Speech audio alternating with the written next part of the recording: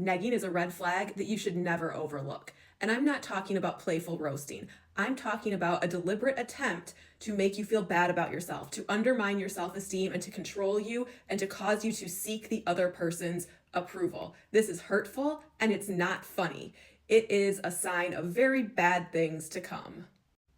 And you know what? ChatGPT is actually useful at helping to discern between something that's kind of like playful joking versus like deliberate cruelty through negging or saying something abusive. And a lot of people will overlook these red flags. They'll think, oh, like this person, they must not have meant it that way, or there actually is something wrong with me, or, they were just joking around, or I don't want to seem crazy, I don't want to seem high maintenance, whatever it is. We are conditioned, especially as women, not that this can't happen to men too, but especially as women, to always make other people comfortable, to stay quiet, to put other people's feelings ahead of our own, to keep the peace, because we don't want to seem dramatic or angry. We don't want to be, labeled difficult in some way.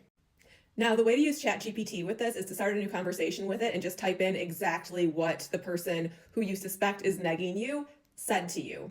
Don't give it any context at all. And ChatGPT is the biggest people pleaser ever. Like, it'll compliment you on almost anything, but I have found that ChatGPT will actually not tolerate abuse. And, obviously this is not foolproof. It's not meant to take the place of therapy or legal advice or anything like that. This is just one tool that you can use.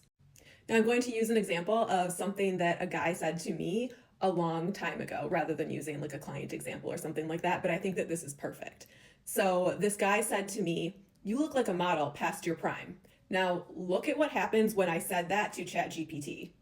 Now you can see that even this people-pleasing chatbot did not find this comment to be acceptable. And I think that this seems really obvious looking at this comment now, like who would say this to someone? But when it's said in the larger context of a conversation, a lot of times people do kind of ignore it or let it slide, or they just think like, oh yeah, like there's something wrong with me, and they feel embarrassed or they feel a little bit bad about themselves.